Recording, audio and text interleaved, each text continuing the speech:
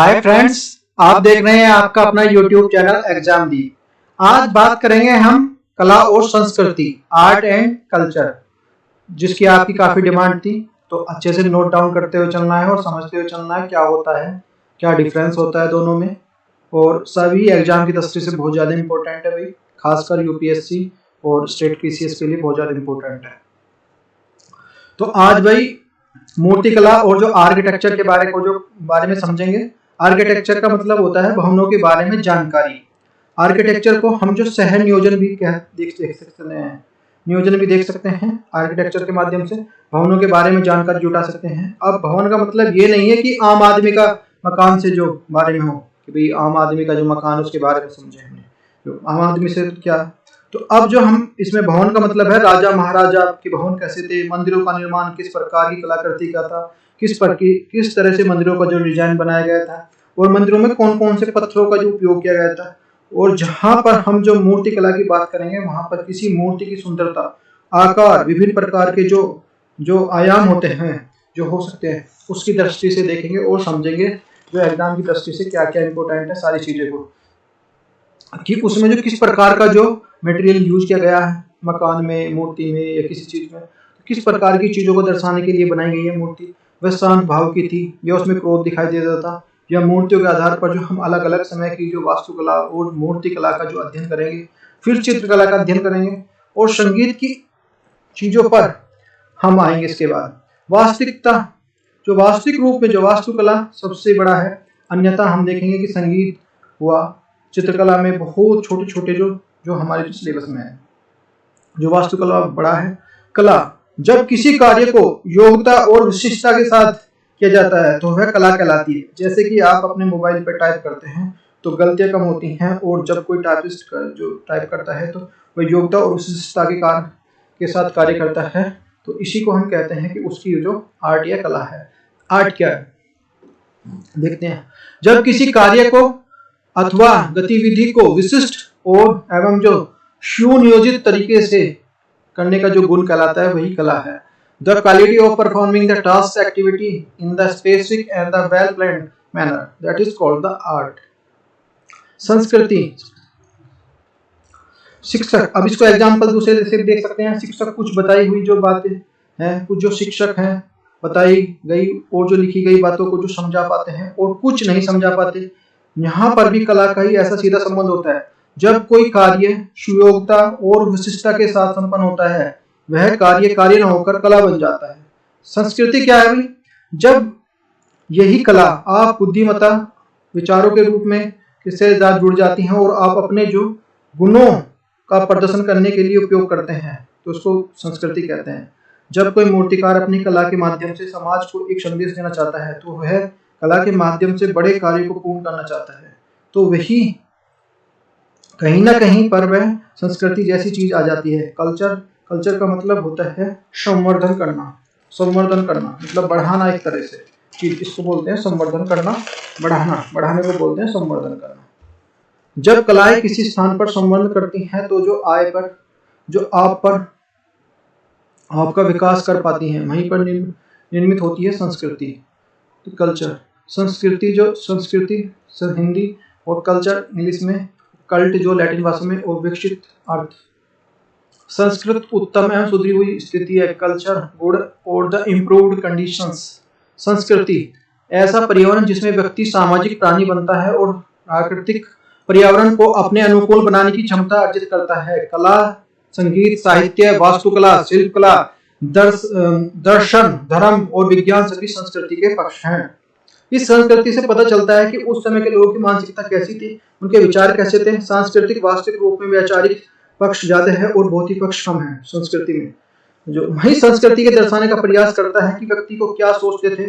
यदि एग्जाम्पल के थ्रू समझ सकते हैं, यदि किसी स्थान पर देवियों की मूर्ति मिलती है, तो ये माना जाता है कि वहां पर जो उस संस्कृति की जो महिलाओं को स्थान उच्च था, वहां पे जो संस्कृति उसमें जो महिलाओं का स्थान जो उच्च था, क्योंकि जो वो महिलाओं को सम्मान देने के जो प्रयास कर रहे हैं, वो संस्कृति एक प्रकार से जो वैचारिक पक्ष को ज्यादा दर्शाने की कोशिश करता है। यदि एक माध्यम बना सके जो मनुष्य जीवन को न केवल सरल करे, बल्कि जो मनुष्य जीवन का उत्थान करे, उसे बेहतर भोजन, बेहतर सेवाएं मिले, उससे बेहतर तरीके से अपनी योग्यता को दर्शाने का मौका मिले, तो हम कहेंगे कि ये उन्नत और जो विकसित संस्कृति की बात कर रहे हैं। और वहीं एक और जो मनुष्य अपनी योग्यता को मनुष्य को अपनी योग्यता को दबाना पड़े, वहां पे मनुष्य को एक तरह से मनुष्य जीवन ना मिल सके, तो वह हम कहेंगे, वहां पर हम कहेंगे कि वह संस्कृति निम्न स्तर की थी। समझ के उच्च स्तर की कहाँ है, जहाँ पर उसकी सारी योग्यताओं का विकास हो, और जहाँ पर जो उसे अपनी योग्यता को दबाना पड़ रहा है, तो वहाँ पर जो निम्न स्तर की थी। एग्जाम्पल के थ्रू जो अफगानिस्तान का अध्ययन जो उदाहरण देख सकते हैं। फिर कला, संस्कृति, साहित्य, वास्तुकला, शिल्पकला, दर्शन शास्त्र, दर्शन, धर्म, विज्ञान और सभी संस्कृति के पक्ष हैं। Culture and the environment in the individual become the social, the animal and the acquires of the ability of adapt and the natural environment. सभ्यता, सिविलाइजेशंस, यह थोड़ा सा जो भौतिक सा, यहाँ भौतिकता से है सभ्यता का मतलब, जो मानव अपने जीवन में कैसे भोजन करते थे, कैसे कपड़े पहनते थे, उनके जीवन जीने का ढंग क्या था, क्या वे प्रकृति के बारे में प्रकृति के जो संसाधनों का दोहन करते थे या शोषण करते थे या प्रकृति को बचाने का जो काम करते थे, ये सब जो आएगा वो सभ्यता में आएगा, सिविलाइजेशन में आएगा, सारी चीजें जो आएंगी जो ये सभ्यता में आएगा। अब जो जैसे कि हम सिंधु घाटी सभ्यता को, सिंधु घाटी जो सभ्यता को संस्कृति नहीं, सिंधु घाटी संस्कृति नहीं कहते, सिंधु घाटी जबकि सभ्यता कहते हैं, क्योंकि इसके बारे में हम तब पता चला ना जहाँ पे अभिलेख है वो उनकी भाषा को जो हम पढ़ सके हैं। सभ्यता वास्तविक रूप में जो अमीरी गरीबी को दर्शाती है, मानव जीवन में एक सकारात्मक प्रगति, समावेशी विकास को इंगित करने का प्रयोग, used of the indicator of the positive progress and the inclusive development of the human society, that is called the civilization. अच्छा, फिर संस्कृति एग्जाम्पल के थ्रू समझ सकते हैं भाई। जैसे आप अपने मोहल्ले में है ना, कुछ लोगों को देखिए, वहां पर उनकी जो बुद्धिमत्ता बहुत ही ज्यादा है, बेहतर है, वहां पर उनकी गरीबी अमीरी का कोई महत्व नहीं होता, और हम कहेंगे ना संस्कृति वो संस्कृति का पक्ष है। लेकिन जहाँ लोगों की गरीबी और अमीरी का आधार उनका सम्मान तय करता है, तो इसलिए मान लिया जाता है कि सभ्यता को देख के प्रभावित हो रही है। संस्कृति को देखने के लिए देखकर उससे प्रभावित होकर होने वाले लोग जो बेहतर माने जाते हैं संस्कृति को देखकर, ठीक है ना। परंतु जो वर्तमान में जो आज का मानव है, वो वर्तमान में भारतीय सभ्यताओं को देखकर प्रभावित हो रहा है। यदि कोई व्यक्ति BMW, एग्जाम्पल के थ्रू समझ सकते हैं, यदि कोई व्यक्ति BMW लेकर आता है, तो लोग उसकी जो तरफ देखने का जो दृष्टिकोण बहुत ही अलग होता है। देखना, एक जो BMW लेकर आ रहा है, एक सपोज पैदल आ रहा है या साइकिल से आ रहा है, लोगों को जो बात करने का, देखने का जो दृष्टिकोण है वो बिल्कुल बदल जाता है। कोई व्यक्ति बुद्धिमत्ता में उच्चतर स्तर का है, तो वह सच झूठ, मनुष्य के अधिकार, कर्तव्य से परिचित हो, तो समाज के प्रति, उसके राष्ट्र के प्रति कर्तव्य का निर्वहन कर रहा है। यदि वह साइकिल से चल रहा है, तो उसका सांस्कृतिक लेवल वो बिल्कुल हाई लेवल का है। लेकिन लोगों की उसकी सभ्यता निम्न स्तर की दिखाई देती है, लोगों को दिखाई देती है, इसलिए उसको लोग सम्मान नहीं करते। और वर्तमान के लोग, उन्हें मान लिया जाता है कि वह अंग्रेजी भाषा, आज के टाइम में क्या मानते हैं, जो लोग अंग्रेजी भाषा का अच्छे से उपयोग करते हैं, मतलब बोलते हैं, लिखते हैं, बड़ी गाड़ियों में चलना पसंद करते हैं, जो पार्टी करते हैं और बेहतर तरीके से कपड़े धारण करते हैं, नए नए ब्रांड के कपड़े पहनते हैं, नए नए ब्रांड में भी अलग अलग डेली बदलना, ये चीज़ें सब चीज़ें उसमें आते हैं। और क्वालिटी को जो मार्केट में जो ब्रांड अलग अलग जो वैरायटी के जो उपलब्ध है उनको यूज करते हैं, तो लोग उन्हें मानते हैं कि उच्च कोटि के हैं। वह उच्च कोटि का नहीं है, वह केवल संपन्न है, केवल यह माना जा सकता है कि, लेकिन वह उच्च कोटि का बौद्धिक व्यक्ति है, यह नहीं हो सकता। यदि ऐसा होता तो करोड़ों कमाने वाले किसी भी गुटखे को बेचने वाले की आवश्यकता नहीं पड़ती, गुटखे को बेचने की आवश्यकता नहीं पड़ती। और यदि कोई करोड़ों कमाने वाला गुटखा बेच रहा है, तो उसका माना जाएगा कि वो सांस्कृतिक विकास नहीं हुआ, उसकी सभ्यता भले ही उच्च स्तर की हो गई हो, लेकिन बौद्धिकता में वह आज भी गरीबी, जो वह बराबरी के लोगों के, जो निम्न स्तर की सभ्यता वाले लोगों से भी कमजोर है। अपनी बराबरी के जो लोग हैं उनसे जो उसकी सभ्यता बिल्कुल उससे भी कमजोर है। सभ्यता उसके जो व्यवहार में दर्शाती है कि उसकी अमीरी और गरीबी को दर्शाती है, लेकिन संस्कृति उसके विचार और उसके द्वारा प्रसारित होने वाली बातों को भी दर्शाती है। नेक्स्ट आता है विरासत, हेरिटेज। जो संस्कृति एक पीढ़ी से दूसरे पीढ़ी तक हस्तांतरित, culture transferred from one generation to another generation. जो संस्कृति हम दूसरों अपने पूर्वजों से प्राप्त करते हैं, सांस्कृतिक विरासत, the cultures we get from our the ancestors और द कल्चर हेरिटेज बोलते हैं इसको। तो समझ सकते हैं भाई। संस्कृति एक पीढ़ी से दूसरे पीढ़ी को हस्तांतरित होती है। उदाहरण एग्जाम्पल के थ्रू समझ सकते हैं। बाबा आमटे ने कुछ लोगों के जीवन को स्तर बढ़ाने का प्रयास किया है। जो सब लोग जो जीवन अपने उनका जो अपना जीवन उनके लोगों को ही बिल्कुल एक तरह से दे दिया था। तो परंतु उनके दोनों बेटे अब जो इस कार्य को आगे बढ़ा रहे हैं। बाबा आमटे के पुत्र जो प्रकाश आमटे और बाबा आमटे की दी गई जो धरोहर, दिए गए विचारों और पृथ्वी पर एक मनुष्य का निर्माण करने के लिए ही अवतरित हुए हैं। हमें जो अपने आसपास के लोगों को जीवन को बेहतर करना और इस भाव से अपने जीवन को जीना और दूसरों को मतलब अपने उनको समझना, यही सब जो एक तरह से विरासत है कि भाई ट्रांसफर हुई है ना। कि बाबा आमटे से ट्रांसफर हुई, उनके बेटे प्रकाश आमटे वगैरह 2 बेटे जो है। मैं अपने मोहल्ले के लोगों को याद करा दूं, भले ही गरीब क्यों ना हो, उनका विचार और व्यवहार बड़ा अनुभूति वाला होगा। तो समझ जाना कि वे लोग संस्कृति में बेहतर हैं। और कुछ लोग होंगे जो दिखावा कर ज्यादा से ज्यादा हाई लेवल में करने की बात करने की और कोशिश, और भौतिकता प्रगति के सूचक हैं। भौतिक विकास भले ही कम हो, लेकिन सांस्कृतिक और जो सांस्कृतिक विकास होना चाहिए। लेकिन यह कह सकते हैं कि सांस्कृतिक विकास तभी संभव है जब भौतिक विकास उसकी प्रगति होती है। अगर किसी भी मानसिक विकास हुआ है, यदि किसी का मानसिक विकास हुआ है तो वह उसका भौतिक विकास होकर रहेगा, जरूर होगा। थोड़ा धीमा हो सकता है लेकिन होगा जरूर। अगर किसी का जो सांस्कृतिक विकास हुआ है, अगर किसी का जो भौतिक विकास हुआ है तो ये जरूरी नहीं है, इस बात की गारंटी नहीं है कि उसका जो मानसिक विकास होगा ही होगा। अब देखते हैं जो वास्तुकला से फिर पहले जो पढ़ते हैं सभ्यता और संस्कृति। तो सभ्यता को देखते हैं और संस्कृति को। जो भौतिक पक्ष की जो प्रधानता होती है इसमें, और संस्कृति में वैचारिक पक्ष की प्रधानता होती है। यहाँ साधन होते हैं या साध्य होते हैं, या तीव्र गति से प्रसार करती है या धीरे धीरे लेकिन लगातार प्रसार होता है। और भौतिक प्रगति का सूचक है या मानसिक प्रगति का सूचक है। वास्तुकला का शाब्दिक अर्थ। वास्तुकला हम देखते हैं। वास्तुकला जो हिंदी में जो वास्तु और वस सांस्कृतिक, रहना, बसना, निवास करना, ये सब जो अर्थ इसी के आते हैं। वास्तुकला जैसे कि हम जो मकान में रहते हैं तो सड़क कैसी बनी है, पानी की व्यवस्था कैसी है, साथ ही घर में कितना मंजिल का है और कैसे पत्थरों से वास्तुकला में निर्माण किया गया है। वास्तुकला का उदय मनुष्य के एक स्थायी जगह पर रहने के कारण हुआ। फिर वास्तुकला के बाद जब मनुष्य को समय मिला तो वह खाली टाइम में मिल गया तो वह व्यक्ति जो खाली टाइम था उसमें व्यतीत करने लगा। वो अपने विशिष्ट प्रकार की संरचनाओं का निर्माण किया उसने खाली टाइम में, जिसमें जो मूर्ति कला विकसित हुई। फिर चित्र बनाने के स्टार्ट किया उसने, फिर चित्र कला विकसित हुई। इस प्रकार जो ध्वनि निर्माण किया तो जो संगीत कला का प्रारंभ हुआ। तो ये सारी चीजें वन बाई वन जो एक दूसरे जुड़ी हुई हैं और ऐसे चलती चली गई। फिर अब आती है बात, इसके बाद फिर बातों को समझने का विचार व्यक्त किए तो जो दर्शन शुरू हुआ। वहीं पर हम कुछ चीजों को जो प्रमाणित करके दिखाना प्रारंभ कर दिया तो वहां पर विज्ञान शुरू हुआ। तो ये विज्ञान, दर्शन, जो चित्रकला, तो सारी चीजें किस तरह से जुड़ी हुई हैं ये समझाने का प्रयास किया है। भाई देखो, वीडियो को लाइक करते रहें ज़्यादा से ज़्यादा, और अपने जितने भी दोस्त हैं, फ्रेंड हैं, उनके जो रिश्तेदार हैं उनको सबके पास शेयर करते रहें। अर्थात वस्तु का जो घर, आवास, निवास से है। जो आर्किटेक्चर शब्द का जो आर्किटेक्चर इंग्लिश से है, तो टेक्सचर मतलब संस्कृत से है, निर्माता या बिल्डर का से रिलेटेड है। अर्थात वास्तु का अर्थ घर, आवास, जो निवास से है। मूर्तिकला शब्द का अर्थ जो मूर्ति हिंदी और मूर्छन संस्कृत से बना निश्चित आकार और सीमा की कोई ठोस वस्तु आकार से रिलेटेड है भाई। अर्थात वस्तु का आकार घर, आवास और निवास से रिलेटेड है।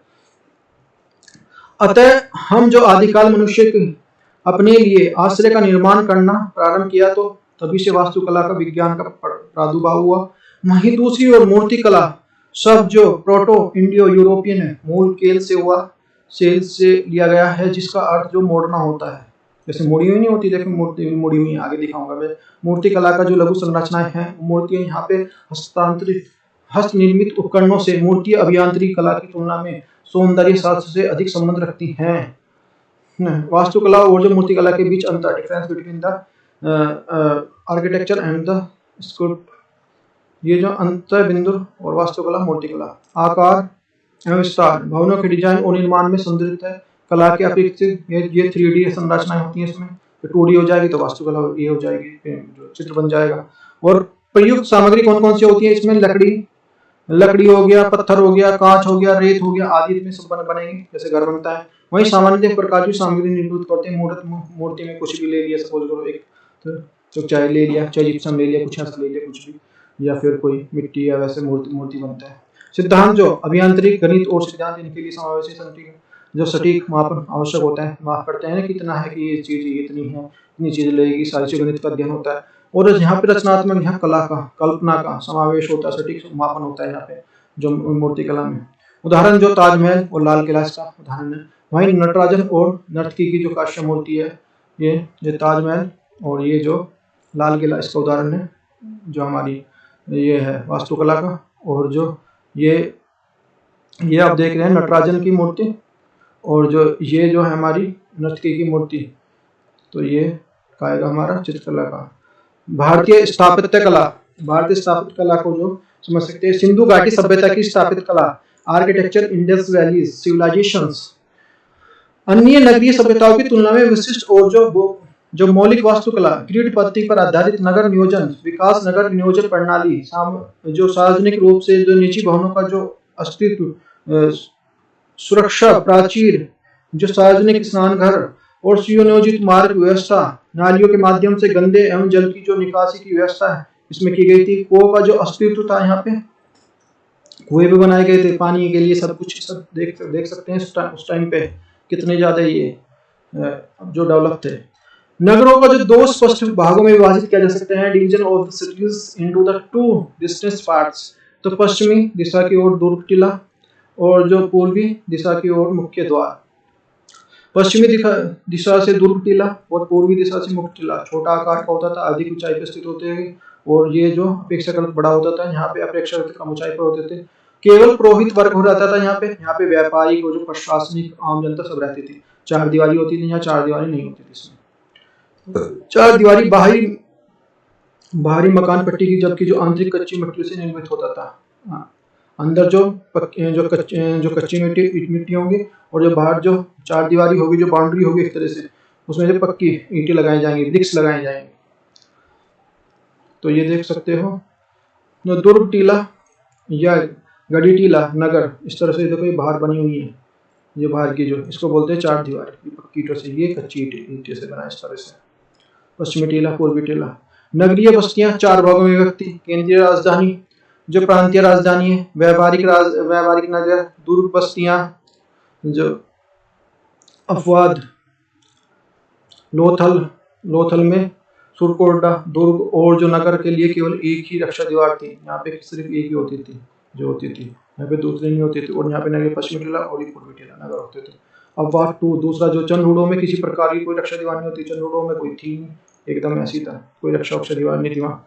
ये सब अपवाद मिलते हैं। अपवाद नंबर 3, ये ऐसे भी देख सकते हैं, जैसे सपोज करो दिल्ली अलग बसा हुआ है, सपोज करो महाराष्ट्र अलग है, चंडीगढ़ अलग है, तो सबको जो एक टाइम में बसे हैं, लेकिन सबकी जो ये जो भाई वास्तुकला डिफरेंट देखने को मिलेगी आपकी। पूर्वी टीले के लिए पश्चिमी टीले के माध्यम से जो माध्यमा टीला भारत का जो 100वां विश्व धरोहर स्थल जो 2021 में जो इसकी घोषणा की गई है, दुर्ग टीला, इसको ओडे का जो जिसको बोलते हैं, ये जो है वर्ल्ड हेरिटेज सिटी में जो है धोलावीरा, कोडे का डिब्बा बोलते हैं। दुर्ग टीला या कड़ी टीला, ये पश्चिमी टीला है, ये मध्यमा, और जो ये नगर पूर्वी टीला, ये धोलावीरा से इस तरह से मध्यम टीला, दुर्ग इस तरह से निचला। ये देखो ये 40वीं जो वर्ल्ड हेरिटेज में है। वीडियो नो प्राचीर दुर्ग सेना की क्षेत्र की प्रमुख व्यवस्था, सुरक्षा प्राचीर जिसका निर्माण जो इंग्लिश बॉन्ड शैली में हुआ है। इस सुरक्षा प्राचीर में जो योजना के इतिहास में महत्वपूर्ण जो इस केंद्रीय नगर प्राचीर का प्राचीन रूप है, ये सबसे प्राचीन रूप है। सड़कों का निर्माण जो अत्यंत वैज्ञानिक ढंग से, सड़कों की जो ग्रिड प्रणाली, सड़कें सीधी रेखा में एक दूसरे को संपूर्ण काटती थी, इस प्रकार के अनेक प्रकार के खंडों में विभाजित थी, ये 90 डिग्री पर काटती थी, ये जो बोलते हैं इसको। यहाँ इस प्रकार के, लेकिन अब नहीं होती, अब इस तरह की बनती है हमारे यहाँ सड़कें जो बनती हैं, अनेक प्रकार के खंडों में बनती हैं। यहाँ सड़कें जो दूसरे बीच में से जो दक्षिण एक दूसरे को जो पूर्वी पश्चिम की ओर, और दोनों सड़कें जो चौड़ाई लगभग जो 3 मीटर के आसपास थी, किंतु केवल मोहनजोदड़ो में 10 मीटर चौड़ी सड़कें जो राजमार्ग मिला वहाँ पे दोनों मुख्य सड़कों को एक दूसरे के नगर मध्य कोण संपर्क पर काटती थी। दोनों मुख्य सड़कों के आधार पर अन्य गलतियां, एक छोटी सड़कें मुख्य सड़कों पर खुलती थी। दोनों मुख्य सड़कों को जो गलियां के दोनों एक दो किनारे पर मकान थे और मकानों का मुख्य द्वार सड़कों के विपरीत में था। संभवतः ऐसी सड़क होने पर जो ध्वनि प्रदूषण से बचने के लिए अपवाद स्वरूप जो लोथल में ऐसा मकान जहां पर विकास जो द्वारा जो सड़कों की और मुख्य कच्ची और किंतु जो केवल मोहनजोदड़ो पक्की ईंटों की सड़कें मिली हैं। यहाँ पे जो मोहनजोदड़ो की जगह जगह पर सड़कों पर किनारे चबूतरे संभवतः दुकानदारों के लिए उपयोग किए जाते हैं। जैसे चबूतरे लगाए जाते हैं, जैसे आज के टाइम में लगा ले लेते हैं ना, जो रेहड़ी वाले या वो लगाते हैं जो उस पर जो सामान बेचते हैं उसको यूज होते हैं। देखो इस तरह से सड़क थी, ये मेन होगी सड़क, ये होगी, फिर ये सड़क हो गई और ये इस तरह से जो जैसे घर बनाते सड़क के किनारे है ना, तो घर हम गेट के यहाँ सड़क पे लगाते हैं, लेकिन गेट पे ये नहीं लगाते थे, ये यहाँ लगाते थे, दूसरी साइड लगाते थे। इन्हें पता था यहाँ पे ज्यादा सुरक्षा भी कम है और ज्यादा प्रदूषण इस चीज से, तो समझदार तो उस टाइम के लोग जो थे। ये देखो उस टाइम का जो नगर व्यवस्था थी इस तरह से थी। देखो ये जो आज भी उस टाइम पे कितनी हाई लेवल, कितनी नाली वाली की सारी व्यवस्था थी, पानी की नालियां, सड़कों के दोनों ओर गंदे जल की जो निकासी के लिए पक्की नालियां थी और नालियों के किनारे पर जो ढकी हुई छोटी जो नालियों को निर्माण हुआ था, नालियों को प्राय 30 सेंटीमीटर तक गहरी और जो 20 से 30 सेंटीमीटर चौड़ी थी। प्रत्येक मकान की गली का मुख्य नाली में से जुड़ी थी। प्रत्येक नाली को एक बड़ी नाली से जोड़ दिया गया था। उन नालियों में थोड़ी थोड़ी दूरी पर जो मैन होल बनाए गए थे और बड़ी छोटी नालियों के अंत में एक बड़े नाले में। और नालियों की ऐसी व्यवस्था तत्कालीन व्यवस्था जो विश्व की अन्य सभ्यता में नहीं मिलती, और नालियों की ऐसी व्यवस्था जो पानी की जो है ऐसी कहीं नहीं मिलती, जो भी मैन होल बनाना इस तरह से ये सारी चीजें थी। भवन सड़कों की नलियों की तरह जो सड़कों एवं नालियों की तरह भवन मकान भी सुनियोजित थे। मकान जो कच्चे और पक्के दोनों प्रकार के ईंटों से निर्मित थे। आवश्यकता और क्षमता के अनुसार मकान 2 मंजिले भी थे। भाई देखो ये 2 मंजिले दिखाई दे रहे हैं ना, देखो 2 मंजिले, एक मंजिल हो गई, दूसरी मंजिल इस तरह भी थे, देख सकते हैं। आवश्यकता क्षमता के अनुसार मकान 2 मंजिले भी थे। दोनों मंजिलों के मकान में सीढ़ियां भी थी। सीढ़ियां देखो, ये सीढ़ियां, ये सीढ़ियां हैं, सीढ़ियां भी थी। प्रत्येक नगर में जल की जो पूर्ति के लिए कुआं भी बनाया हुआ था। रसोई, आंगन, स्नानघर, शौचालय, यानी कि सारी सुविधा थी जो आज के टाइम में है। और जो आंगन कच्ची ईंटों से निर्मित था, जो अंदर के होते तो कच्ची ईंटों से बनता था, वे बाउंड्री पक्की ईंटों से होते थे। केवल कालीबंगा में आंगन जो पक्की ईंटों से बना, कालीबंगा में बनाया, बाकी नहीं। कालीबंगा और मोहनजोदड़ो में स्नानघर शौचालय के साथ यहाँ पे जो मकान चबूतरों के साथ निर्मित होते थे, चबूतरा बनाते थे पहले बाहर। यहाँ पर जो बाढ़ वर्षा की स्थिति को बचने के लिए चबूतरे बनाते थे। इस प्रकार मुख्य तो आयताकार होते थे और आयताकार होने से अधिक जटिल तकनीक की आवश्यकता नहीं होती थी यहाँ पे। और मकान निर्माण में ईंटों का प्रयोग जो इंग्लिश बॉन्ड पत्ती के आधार पर होता था। इंग्लिश बॉन्ड का मतलब है जैसे ये पहले छोटी छोटी काट के लगा दी, फिर एक बड़ी ईंट लगा दी, फिर जो छोटी छोटी लगा दी, या फिर एक ऐसे लगा दी, लंबी ईंट लगाई, फिर दो इस तरह से लगा दी, ऐसे करके दूसरी साइड से करके लगा दी, तो इसको बोलते हैं इंग्लिश बॉन्ड। रिसावरोधी बनाने के लिए ईंटों का जो जिप्सम का प्रयोग होता था। तो ये देख सकते हैं द ग्रेट बाथ, महान स्नानघर। फैक्ट्स हैं, हड़प्पा मनुष्य के शरीर का बलुआ पत्थर का जो बनी मूर्तियां, अन्नागार, बैलगाड़ी, 18 जो वृत्ताकार चबूतरे, और मोहनजोदड़ो में विशाल स्नानघर, अन्नागार, जो पुरोहित आवास, महाविद्यालय के प्रमाण, एक घर में कुएं और जो स्नानघर के साक्ष्य है। सड़क को पक्का करने का जो एकमात्र साक्ष्य है 10 मीटर चौड़े राजपथ का साक्ष्य है। धोलावीरा एक जल निकासी प्रबंध, जलकुंड है। चंदहुदड़ो दोनों टीलों की एक प्रकार की जो कोई चार दीवार नहीं है। और धोलावीरा 3 टीले जो मध्यमा और लोथल और जो सुरकोटड़ा दुर्ग जो नगर के लिए केवल एक ही रक्षा दीवार होती थी। मौर्य काल की सभ्यता स्थापित कला, मौर्य काल में देखो माना जाता है कि मतलब उस टाइम पे तो कोई उन्हें पढ़ नहीं सकता, कोई है नहीं, मतलब जो है, लेकिन मौर्य काल में जो सब जो है इसी जो स्थापित कला जो सारी चीजें उसके जो प्रमाण मिलते हैं, तो इसलिए यहाँ से मान सकते हैं। हड़प्पा सभ्यता के पश्चात जो स्थापित कला के प्रमाण जो मौर्य काल से प्राप्त होते हैं, हड़प्पा सभ्यता और जो मौर्य काल के बीच में जो लगभग 1500 वर्ष का अंतराल है। हड़प्पा सभ्यता और मौर्य काल के मध्य भारतीय कला का जो अंतकार युग, हालांकि महाकाव्य और जो बौद्ध ग्रंथों में हाथी दांत, मिट्टी और धातु का उल्लेख है, किंतु मौर्य काल के पूर्व वास्तुकला उदाहरण नामत्र ही है। और भारतीय स्थापत्य कला के संदर्भ में अभी भी कोई उत्थान कार्य नहीं निरंतर जारी है।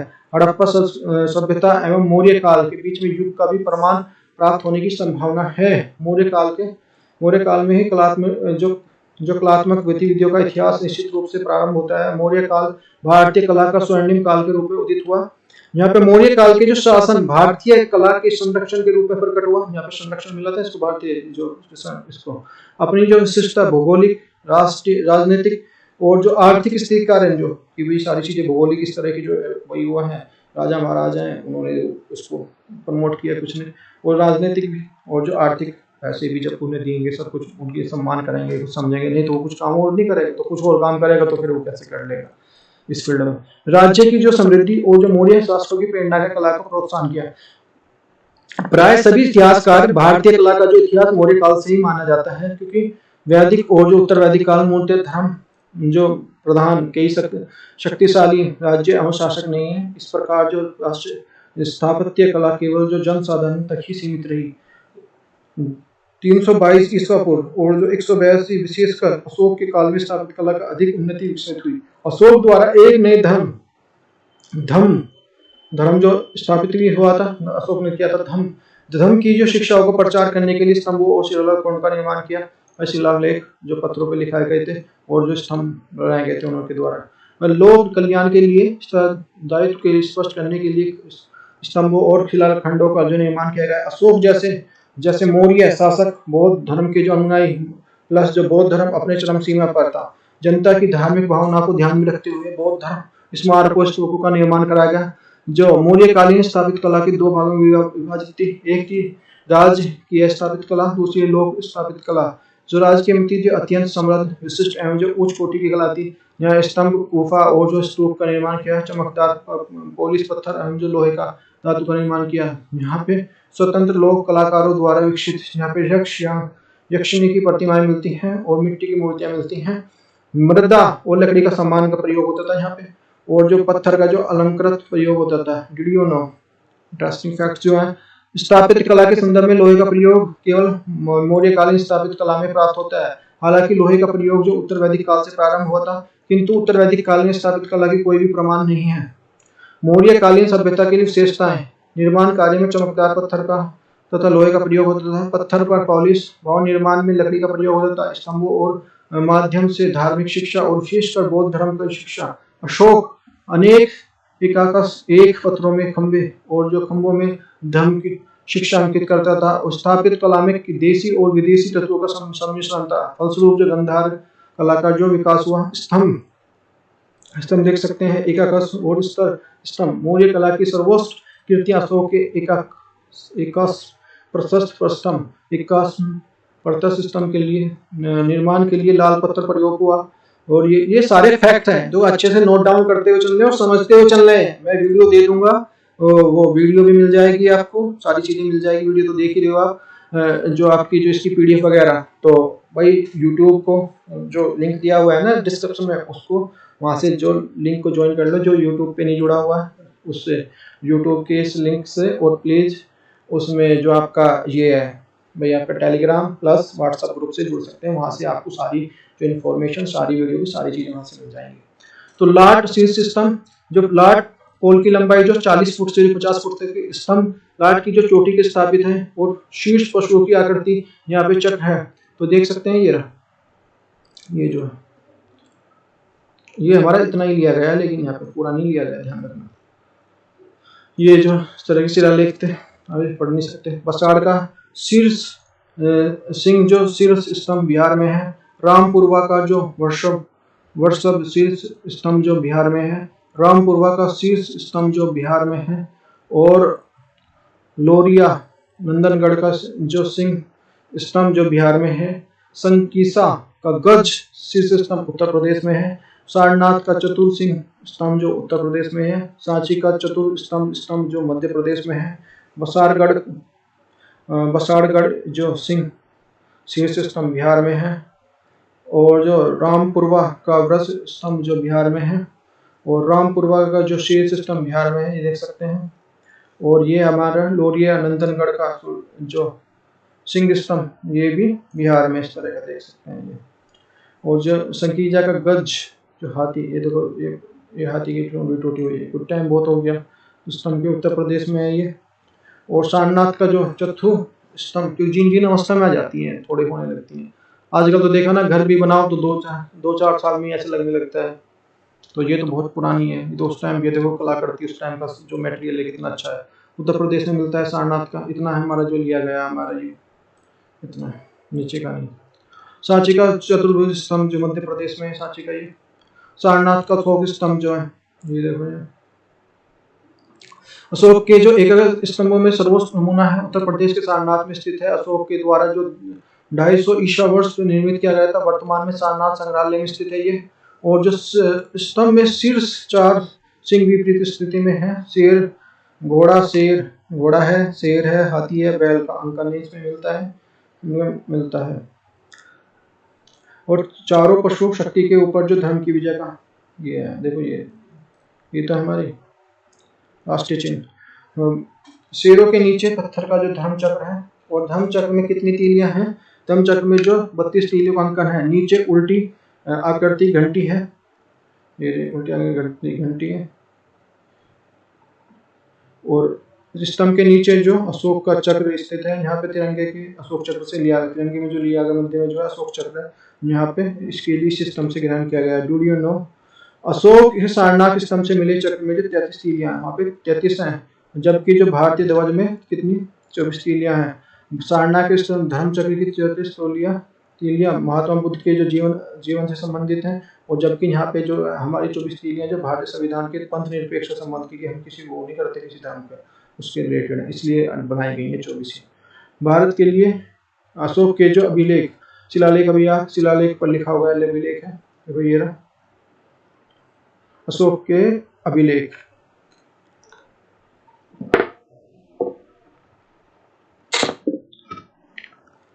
तो अशोक का इतिहास है भाई, मुख्यतः जो अभिलेखों से प्रज्ञात होता है। पहला, अशोक का जो साम्राज्य सीमा के निर्धारण में मदद करता है। धर्म और जो प्रशासन संबंधी महत्वपूर्ण जानकारी यहीं से मिलती है। अशोक के अभिलेखों का विभाजन जो इस तरह से, जो 14 बृहत अभिलेख हैं, स्तंभलेख हैं, गुहालेख हैं। जो शिलालेख 1 है, पशु बलि की निंदा करती है, समारोह को पाबंदी की बात करता है। पहला जो हमारा सीमित अथवा जो कुछ चिन्हित पशुओं जैसे मोर मृग हत्या को जो का ही समर्थन करता है। शिलालेख 2 तो हमारा जो है मानव और पशु कल्याणकारी कार्य की बात करता है। यहाँ पे शिलालेख 3 है। हर 5वें वर्ष धर्म प्रचार जैसे जो अनुसंधान कहा जाता है, बचत, धार्मिक नियम और जो कम खर्च की जो धर्म का अंग माना गया है, अल्पव्यय। शिलालेख 4 जो धर्म नीति के बारे में बात करता है। शिलालेख 5 है लोगों के धर्म पर्वत और धर्म पर्वत लोगों के कल्याण के लिए धर्म महापात्र नामक अधिकारी की नियुक्ति। और शिलालेख 6 सक्रिय प्रशासन, सुदृढ़ व्यापार की जानकारी, आत्मनिर्भरता की शिक्षा। शिलालेख 7 विभिन्न धर्मों के बीच में धार्मिक सहिष्णुता। शिलालेख 8 जो धर्म नीति की व्याख्या, आखेट के बदले धर्म यात्रा को अपनाने की बात। शिलालेख 9 विवाह, जन्मोत्सव आदि के लिए खर्चीले जो समारोह पर पाबंदी की बात करता है, प्लस शिष्टाचार की बात करता है। शिलालेख 10 इसमें जो अशोक विभिन्न प्रकार के समुदायों के बीच में असंतोष के चिंतित, ब्राह्मणों एवं जो श्रमणों के बीच में जो समान भाव की बात करता है। राजा उच्च अधिकार जैसे प्रजा के वित्त में सोचें। शिलालेख 11 धर्म के वरदान के सर्वोत्तम बताया है। शिलालेख 12 स्त्री महाभियोगी की नियुक्ति की बात करता है, प्लस जो धार्मिक सहिष्णुता की बात करता है। शिलालेख 13 कलिंग युद्ध, अशोक का हृदय परिवर्तन, पड़ोस के राज्यों का वर्णन इसमें मिलता है। मौर्य साम्राज्य के पश्चिम से पड़ोसी राज्यों का उल्लेख जिसके साथ अशोक के राजनीतिक संबंध थे, जो एंटोनियस सीरिया, टोमेली जो फिंडाडेल्स मिस्र, उमंगा सीरियन, अलेक्जेंडर जो एपीरास और जो एंटीगोनस मोन्टास मकदूनिया। शिलालेख 14 धार्मिक जीवन को जीने की प्रेरणा। 13 शिलालेख से जो त्रुटियां होंगी यहाँ पर ठीक कर दिया गया उनको। वृद्ध शिलालेख से प्राप्त स्थल कौन कौन से हैं भाई? पहला है हमारा जो शाहजवड़ीगढ़ी अभिलेख, यह है जो आधुनिक पाकिस्तान के पेशावर जिले में स्थित है। 1836 में इसको जनरल कोर्ट द्वारा जो खोजा गया था, ये अंग्रेजों ने खोजे थे। देखो ये, क्योंकि हमारे से जो भाई जब हम देखा पहले सोचते कि नहीं इनसे कुछ नहीं आता, फिर देखा क्यों, फिर जो हमें एक सम्मान के भाव से देखने लगे थे। और जो समझदार जिनको पता था, जो 12वें, क्योंकि जब यहाँ पे शासन व्यवस्था किस तरह की थी सब कुछ है, तो फिर भी यहाँ पे उनको पढ़ना चाहे इन्होंने। 12वें शासन देश के अतिरिक्त जो अन्य शासन देश उल्लेखित हैं, शाहजगढ़ी संभवतः जो अशोक के सम्राट विद्यमान और जो यवंत प्रांत की राजधानी देख सकते हैं। जो मानसेहरा अभिलेख पाकिस्तान के हजारा जिले में स्थित है। मानसेहरा 3 शिलालेख प्राप्त हैं। पहला जो प्रथम शिलालेख, दूसरी 9वां और जो 12वां शिलालेख 13वां और 14वां लेख उत्कीर्ण है। 2 शिलालेख खोज जनरल कनिंघम द्वारा की गई। दूसरे और तीसरे शिलालेख की खोज जो पंजाब पुरातत्व विभाग द्वारा की गई है। जो कालसी अभिलेख जो उत्तराखंड के देहरादून में स्थित है। यहाँ यमुना टोंस नदियों के संगम स्थित है। यह 1860 में खोजा गया था। गिरनार अभिलेख, गिरनार गुजरात प्रांत के जो काठियावाड़ में जूनागढ़ के समीप जो गिरनार के पहाड़ियों में है और गिरनार के जो रुद्र दामन और जो समुद्र गुप्त के लेख से प्राप्त हुए हैं। 1822 में जो कर्नल टोंड द्वारा खोजा गया है। गिरनार अभिलेख की खोज 2 भागों में है। गिरनार लेख जो अपेक्षाकृत बहुत ज्यादा सुरक्षित अवस्था में है। धौला एवं जो जूनागढ़ अभिलेख वर्तमान में उड़ीसा के क्रम से पुरी और जो गंजाम जिले में स्थित है। गिरनार के लिए रुद्र दामन और जो समुद्र गुप्त के लेख भी यहाँ से प्राप्त होते हैं।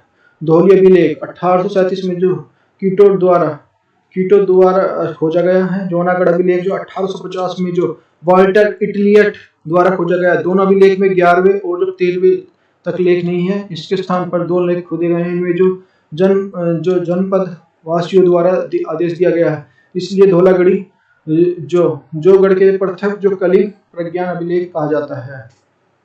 जो इरागढ़ी और जो इरेगुड़ी अभिलेख आंध्र प्रदेश के जो कर्नूल जिले में स्थित है। यहाँ पे पत्थरों में 6 टीलों में पर अशोक के अभिलेखों को लघु जो शिलालेख उत्कीर्ण है। 1929 में जो अनु घोष द्वारा जो खोजा गया है। इरागढ़ी लेख के लिए लिपि जो दाएं से बाएं है, ये दाएं से बाएं है, जबकि अन्य में जो ये हमारी बाएं से दाएं होती है। जो सोपरा अभिलेख महाराष्ट्र के थाना जिले में स्थित है। यहाँ पर खंडित शिला की जो 8वें शिलालेख के कुछ भाग उत्कीर्ण है। अनु मानता है यह कि जो पहले जो 14 अभिलेख जो विद्यमान रहे होंगे। 2 लघु अभिलेख कौन कौन से हैं? इनको लघु अभिलेख प्रथम लघु शिलालेख भी द्वितीय कहा जाता है, क्योंकि संभवतः दोनों 258 ईस्वी पूर्व से 250 में खुदवाया था। पहले लेख में अशोक के व्यक्तिगत जीवन पर प्रकाश डाला गया। दूसरे में जो धर्म सारांश पर और फिर लघु शिलालेख प्रथम और द्वितीय विभाजन प्रमुख आधार की प्राप्ति स्थल पर उत्तर और दक्षिण भारत में होना है। स्वाभाविक रूप से लघु शिलालेख 14 वृहद शिलालेखों को छोटे हैं। लघु शिलालेख प्रथम जो ब्रह्मगिरी लेख और जो सिद्धपुर लेख और रामेश्वर लेख और जाति लेख मैसूर कर्नाटक, सहसराम लेख बिहार, बराट तथा मारस्की अमीगढ़ लेख जो मध्य प्रदेश।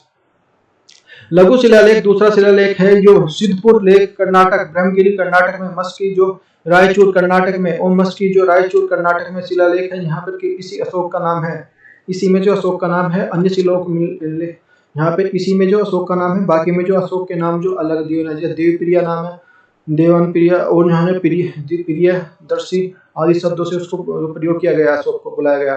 रुतितरा स्तंभ लेख जो है यहाँ पे स्वतंत्र प्रकार का स्वयं जो अभिलेख है। यहाँ पर जो रुमिनदेई और जो निगलीवा में पाए जाते हैं। यहाँ खोज फुरन ने की थी। दोनों ही स्थायी नेपाल में तराई में स्थित है, इसलिए तराई लेखों के जो प्रमाण रूप से मिलता है। इसी तरह बुद्ध के जो लेख के बारे में संबंधित पवित्र स्थानों की यात्रा की थी। लुम्बिनी स्तंभ अभिलेख, लुम्बिनी लेख में जो बुद्ध की जो शाक्य मुनि कहा जाए, बुद्ध को शाक्य मुनि कहा जाए, तो शाक्य मुनि से लिए बुद्ध को जो उल्लेख मिलता है, जो वापिस और जो वपिसन वेशभूषा भूना विषभू कुसुमद और जो कुरुम छंद तथत और कोनांग कन मुनि कहा गया। दिल्ली टोपरा स्तंभ शिलालेख, उत्तर प्रदेश के सहारनपुर खिजराबाद जिले में टोपरा नामक स्थान पर है। कालांतर फिरोजा तुगलक ने 1351 में और 1388 जो दिल्ली को लाया गया था। फिरोजा तुगलक ने कोटला फिरोजा स्थापित करवाया, इसमें से कोटला फिरोजा बाद में स्थापित करवाया। फिरोजा की ललाट, भीमसेन की लाट और जो दिल्ली शिवालिक लाट और जो सुनहरी लाट आदि जो नाम से जाना जाता है। अशोक के साथ इस अभिलेखों का नाम उत्कीर्ण है, जबकि अन्य पर केवल 6 ही हैं। जो जेम्स प्रिंसेस वाचन पर अंग्रेजी में अनुवाद प्रकाशित किया। जो कंगहनली अभिलेख कर्नाटक के गुलबर्ग में स्थित है। यहाँ पर ब्राह्मणी लिपि एक प्रकृति में जो रानियों अशोक लिखित है। फैक्ट्स देखो, ये है भाई सांची। सांची सारनाथ का जो लघु स्तंभ लेख है, जो अशोक के अपने महान मात्रों और संघ भेद रोकने का आदेश देता है। दक्षिणी बिहार के लिए गया जिले में स्थित जो बराबर नामक जो पहाड़ी के 3 गुफाओं की दीवारों के बीच में अशोक के लिए उत्कीर्ण है, और इसके द्वारा जो आजीवन संप्रदाय साधु के निवास के लिए गुहा दान के लिए दिए जाने का जो विवरण मिलता है। वहीं सभी जो गुहा लेख जो है प्राकृतिक भाषा में ब्राह्मणी लिपि में, तो जो साहबगढ़ी और जो मानसेरा लिपि में ब्राह्मणी न होकर जो खरोष्टी लिपि जो तो दाएं से बाएं लिखी जाती है। जो रुद्र दामन जो और जूनागढ़ अभिलेख में जो अशोक का जो व्यक्तिगत नाम का उल्लेख है, और अशोक के अधिकांश लोगों में प्रियदर्शनी और जो देवप्रिया कहा गया है इसको। वीडियो 9 मौर्य काल इन स्तंभ और जो ईरानी स्तंभ में क्या अंतर है? दोनों स्तंभ अब वो कहते हैं कि हमारा ये हमारा, दोनों में अंतर है। स्तंभ जो अशोक के स्तंभ एक अमस पत्थर से हैं, दूसरी जो ईरानी स्तंभ जो एक पत्थर जोड़कर बनाए गए हैं। यहाँ पर जो स्तंभ बिना चौकी के हैं, अशोक के बिना चौकी के हैं, और जो ईरानी स्तंभ चौकी नीचे चौकी बनाई गई उसमें। ईरानी स्तंभ जो विशाल भवनों में है, और अशोक के स्तंभ जो सार्वजनिक स्थल में। ये जो स्तंभ ईरानी जो भवनों में, ये जो फ्री स्पेस में एक तरह से।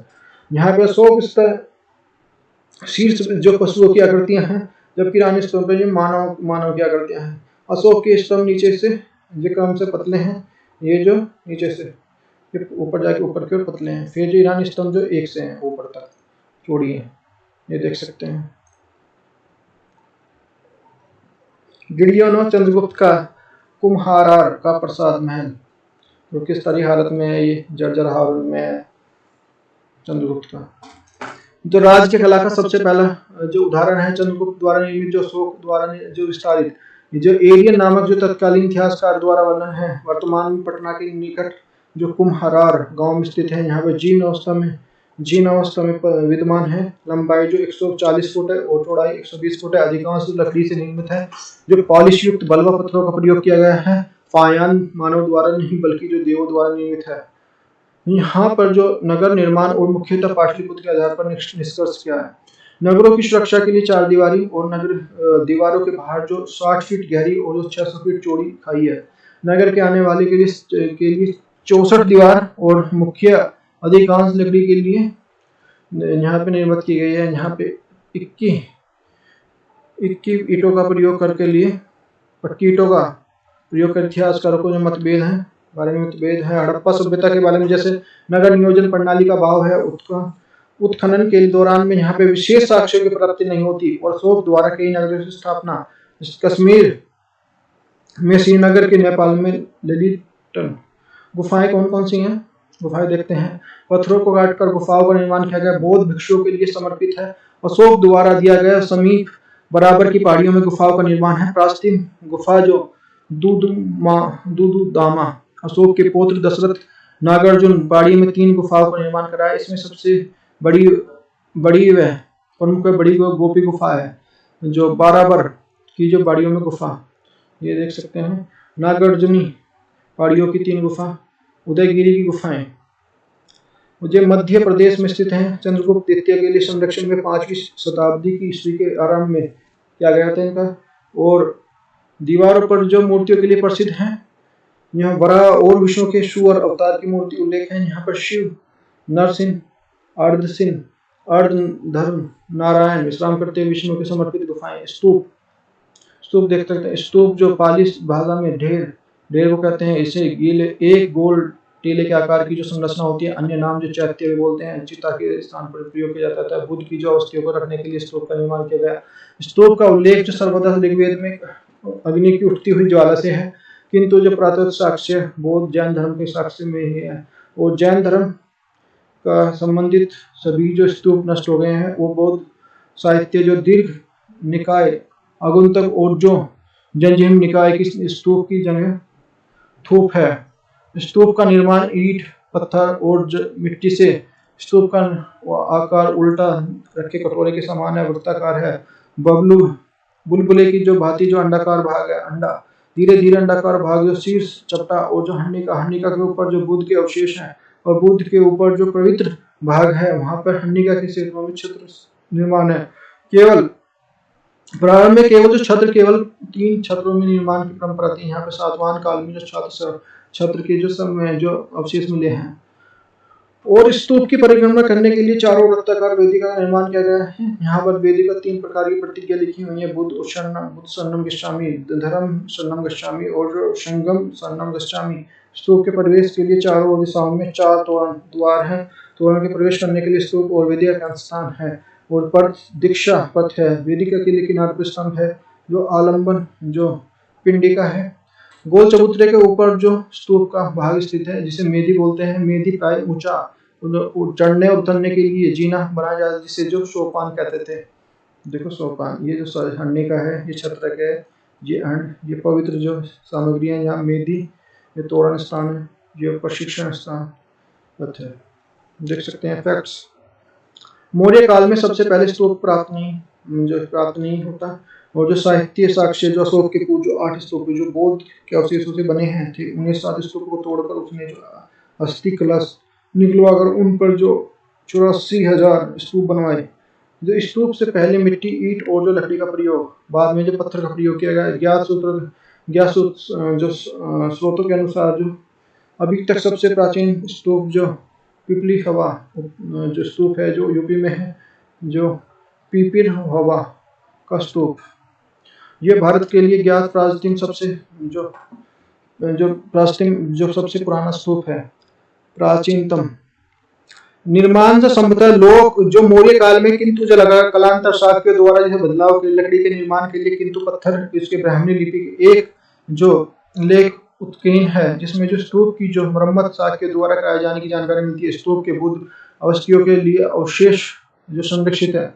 और मौर्य की जो राजधानी पिपलीवन वर्तमान में जो पिरिया अथवा जो पिर हवा, तो सांची का प्रथम स्तूप, ये जो सांची का स्तूप जो नया जो नोट है 2000 वो 200 रुपए का नोट है, उस पे भी है। 2000 के पे तो मंगलयान है। मध्य प्रदेश खोज अलेक्जेंडर कंगिनम द्वारा मौर्य सम्राट के द्वारा निर्मित है। ईंटों की जो निर्मित और लकड़ी का वेदिका शुंग काल में 185 ईस्वी वर्ष से 72 ईस्वी पूर्व तक मरम्मत कार्य है। पत्थर की वेदिका 3 स्तूप का निर्माण, एक विशाल स्तूप जो महान स्तूप, 2 छोटों का स्तूप। महान स्तूप में भगवान बुद्ध, जो द्वितीय स्तूप में अशोक कालीन धर्म प्रचारक एवं जो द्वितीय स्तूप में 2 प्रकार के जो सरियपुत्र महान गलियन के अवशेष मिलते हैं। तोरण द्वारा जातक और जातक कथाओं के लिए बुद्ध की जीवन की घटनाओं के बौद्ध धर्म के इतिहास की घटनाओं का चित्रण है। प्रत्येक तोरण के 2 स्तंभ जिन पर जो 4 सिंह और 4 हाथी, स्तंभों के निचले भाग में दोनों में द्वारपाल की जो मूर्तियां हैं, स्तंभों के निचले भाग में जो भूमि भंगिपूर्ण मुद्रा में खड़ी जो साल भंग की मूर्ति भी है। ये देखो, ये साल भंजिंग शब्द का अर्थ है जो साल वृक्ष की जो डोली गई जो तोड़ती हुई है। जो मदनिका और जो साल जो शिला बालिका भी कहते हैं। और साल भंजी का पत्थर से बनी हुई महिला की दुर्लभ विशिष्ट मूर्ति है। महिला त्रिभंजक मुद्रा में खड़ी है, जैसे कि वृक्ष के नीचे डाली को पकड़े हुए। सांची का दूसरा स्तूप, द्वितीय स्तूप जो कोई तोरण द्वार नहीं है। वेदिका का जो बहुसंख्यक जो चित्र उत्कीर्ण है, बुद्ध के जीवन से संबंधित 4 दृश्यों, जन्म, संबोधन, धर्मचक्र परिवर्तन, महापरिनिर्वाण अंकन और 4 प्रतीकों में जो पद्म, पीपल, वृक्ष, चक्र और जो स्तूप और माध्यम में यहाँ पे उत्कीर्ण है। सांची का स्तूप, तृतीय स्तूप, केवल एक ही तोरण द्वार है। वेदिका का भी सुंदर अलंकरण है। यहाँ पर जो मूर्तियां, स्तूप पूजा, बोधि वृक्ष पूजा, चक्र, स्तंभ, गजलक्ष्मी, नाग, अशु, हाथी आदि के दृश्यों का जो अंकन है यहाँ पे डिडियोनो। यक्ष शब्द का जो वास्तविक जादू की शक्ति से होता है। माना जाता है कि यक्षिनी जो भगवान शिव के पास दासियां थी, ये जो यक्षिनी है जो भगवान शिव के पास दासियां थी, नोट डाउन कर लेना। दैत्य, दानव, राक्षस और गंधर्व, अप्सराएं, पिशाच, किन्नर, वानर, भल और किरात आदि, नाग आदि का जो यक्ष और यक्षिनी। भरहुत का जो स्तूप, सतना भरहुत, मध्य प्रदेश राज्य में सतना जिले में है स्थित है। संभवतः जो पुष्यमित यंग शुंग द्वारा निर्मित है। शुंग वंश के जो संस्थापक थे कंगनिंगम ने 1873 में सूत्र का पता लगाया। अब केवल जो अवशेष में विद्वान है ये। यहाँ पर तोरण द्वारा यक्ष यक्षिणी की मूर्तियां और जातक कथाएं अंकित है। सारनाथ का स्तूप, धमेक स्तूप, इसको सारनाथ के स्तूप को धमेक स्तूप भी बोलते हैं भी। सारनाथ का स्तूप जो धमेक स्तूप, सारनाथ उत्तर प्रदेश। माना जाता है कि धमेक स्तूप वह स्थान है जहाँ पर भगवान बुद्ध ने अपने शिष्यों को प्रथम उपदेश दिया था। धमेक स्तूप की जो नींव अशोक समय पर रखी गई थी, अशोक के समय पर रखते की विस्तार कुषाण के काल में हुआ, जबकि जो गुप्त काल में इसका जो पूर्ण विस्तार हुआ। और स्तूप को 6 बार बड़ा किया गया, उसके बावजूद इसमें जो ऊपरी हिस्सा अधूरा है। मौर्यकालीन जो कला का जो विदेशी प्रभाव प्लस जो भारतीय मिश्रण। मौर्य काल में धार्मिक परिवर्तन के लिए, नवीन आयामों के लिए संवेशन, हिंदू धर्म, बौद्ध धर्म, जैन धर्म, अशोक धर्म जो है, फलस्वरूप यहाँ पर जो मिश्रित स्थापित कला का विकास हुआ। और मौर्य काल में पहली बार जो खड़ी मुद्रा में विशाल यक्ष यक्षिणी की मूर्तें। और मौर्य वंश काल में जो राजवंश काल में 3 प्रकार की जो शासक, उनमें गुप्त, चंद्रगुप्त, बिंदुसार। अशोक के समय जो ईरान के लिए मेनियन और जो ग्रीक जो मकदूनिया शासकों के मित्रतापूर्ण संबंध थे। अथेन शासकों के लिए कलाओं का भी प्रकाश मौर्य काल पर है। स्तंभों के राजा के लिए आदेश पर जो घोषणाओं और जो उत्कीर्ण जो पश्चिमी एकमेनियन साम्राज्य की प्रचलित थी। जो पॉलिस्टार सतह पर जो शीर्ष जानकारियां उत्कीर्ण की परंपरा जो एकोमेनियम ईरानी स्तंभों से है। रोस्टी लिपि ईरान में है। मौर्योत्तर काल के लिए स्थापित कला जो इंडो जो ग्रीक अथवा जो हिंद यमन भारतीय स्थापित कला के लिए संदर्भ में मौर्य काल के लिए कोई भी विशेष परिवर्तन नहीं आए हैं। हालांकि जो इंडो ग्रीक जो शासन काल के प्रभाव से भारत में गंधार शैली का विकास हुआ, जिसका अध्ययन हम मूर्ति काल के खंड में करेंगे। इंडो ग्रीक के बाद में जो शकों के द्वारा जो कुछ विशेष जो आलेख प्राप्त हुए हैं, जो तत्कालीन वास्तुकला को प्रतिनिधित्व करते हैं। राजवुल का सिंह जो शीर्ष राजस्तंभ मथुरा में, जो षोड़ास का जो दान पत्र लेख जो मथुरा में, नहपान का गुणा लेख जो नासिक में, उषावादान का या ऋषभ दत्त का जो गुहान नासिक में, और रुद्रदामन का जो अंत जो कच्छ की खाड़ी में लेख जो गुजरात में, रुद्रदामन का गिरदार ये शिलालेख जो जूनागढ़ में। शकों ने अपने कार्यों के लिए मौर्यकालीन शिलालेखों की भलीभांति गुलालेख और जो शिलालेखों आदि को द्वारा सुरक्षित किया। इसके साथ ही जो शकों ने किसी प्रकार के ऐतिहासिक शिलालेखों तथ्यों को नष्ट नहीं किया था। शकों ने किसी को नष्ट नहीं किया था। इनको ध्यान रखें। मौर्योत्तर काल में जो एक विशेषता थी कि है मंदिरों का निर्माण और शैलियों का इस प्रकार प्रारंभ किया गया था, उसे गुप्त काल तक आते आते जो सुव्यवस्थित और जो पृथक अस्तित्व प्राप्त कर लिया था। हालांकि विकास कैसे प्रारंभ हुआ, इस पर कोई ठोस प्रमाण नहीं मिलते। संभवतः जो मौर्योत्तर काल में जो विदेशी शासकों के आगमन के फलस्वरूप ऐसा हुआ होगा। नागर शैली, द्रविड़ शैली, बेसर शैली, कलिंग शैली, जो मंदिर स्थापित कला, सतपथ जो मंदिर की जो सर्वप्रथम उल्लेख मिलता है। मंदिर का अन्य नाम का तमिल में कोविल है, कन्नड़ में देवस्थान और गुड़ी है, तेलुगु में जो आलयम और मलयालम में जो क्षेत्रम है। मंदिर के मूल रूप का जो विभाग 4 भागों में है। जो गर्भगृह, मुख्य देवता के जो मूर्ति स्थापित है, मंडप जो खंभों के जो आधारित मंदिर का जो प्रवेश पक्ष होता है, और यहाँ अगर जो शिखर मंदिर का जो शीर्ष भाग होता है। वाहन मंदिर के लिए अधिष्ठाता देवता की सवारी, जो ये कलसा, ये अम्लिका, ये शिखरा, ये मंडपा, ये अर्ध मंडपा है ये जो, और ये गर्भगृह, ये सब मिलते हैं। मंदिर के पूजा गृह के लिए 3 प्रकार के लिए सुंदर जो प्रदक्षिणा पथ पर निरंतर प्रदक्षिणा पथ नहीं है, सर्वतोभद्र एक तरफ से प्रवेश की बात करता है। मंदिर निर्माण की शैलियां, नागर शैली, द्रविड़ शैली, बेसर शैली, कलिंग शैली। मंदिर निर्माण की 3 शैलियों का जो पारदर्शी जो नागर शैली है जो इस तरह के बने, और द्रविड़ शैली इस तरह के बने हुए छोटे छोटे, एक बड़ा, फिर और बेसर शैली, दोनों का मिक्सचर है। मंदिर निर्माण की शैली, नागर शैली, द्रविड़ शैली, बेसर शैली, कलिंग शैली। नागर शैली से नगर से निर्मित हुआ। सर्वप्रथम नगर से निर्माण होने वाले नागर शैली यहाँ पर जो हिमालय से लेकर विंध्य पर्वत तक क्षेत्र में जो प्रचलित है। शिखर का प्रधानता अनुपस्थित का अनुत्थान समन्वय। मंदिर आधार पर जो शिखर का चतुष्कोणीय है, और जो मंदिर ऊंचाई में 8 भागों में विभक्त है। जो मूल भाग गर्भ, जो मशरक, नींव और जो दीवारों के बीच का भाग है। जंघा, दीवार, कपोत, कन्निस और शिखर, गल, गर्दन, वर्तुलाकार, आमलक, कुंभ और जो सूल श्वेत कलश। इस शैली में बने मंदिर जो उड़ीसा में कलिंग में स्थित है और गुजरात में लाट मंदिर में हिमालय क्षेत्र में जो पर्वत क्षेत्र है। तो ये देख सकते हैं भाई, ध्वजचक्र, आमलक, शिखर, कलश, ये कलश हो गया, ये ग्रीवा, यहाँ पे जो उरुक संहिता अंतराल और जो महामंडप, यहाँ पे जो अर्धमंडप है जो इसके जो, और कपोत यहाँ पे रखा जाता है। जगत, अष्टयाम, जंगा। सांस्कृतिक स्रोत और प्रशिक्षण केंद्र। प्रमुख शिल्प शास्त्रों के अनुसार जो नागर शैली में प्रमुख केंद्र जो प्रमुख अंग है, अधिष्ठान, मूल आधार और जिस पर जो संपूर्ण भवन का निर्माण किया जाता है। शिखर जो मंदिर का शीर्ष भाग होता है, जो गर्भगृह का ऊपरी भाग होता है। कलश शिखर का जो शीर्ष भाग होता है, जो कलश या जो कलशवत होता है। और आमलक यहाँ शिखर के ऊपर जो कलश के नीचे जो रत्ताकुल भाग होता है। और ग्रीवा जो शिखर का ऊपरी भाग ढला वाला भाग होता है। क्लोव किसी प्रकार की खिड़की या स्तंभ के लिए छत से जो जुड़ा हुआ भाग होता है वो कोर्निया जो कॉर्निस कहते हैं। जो मूरख नींव का और जो दीवारों के बीच में जो भाग होता है।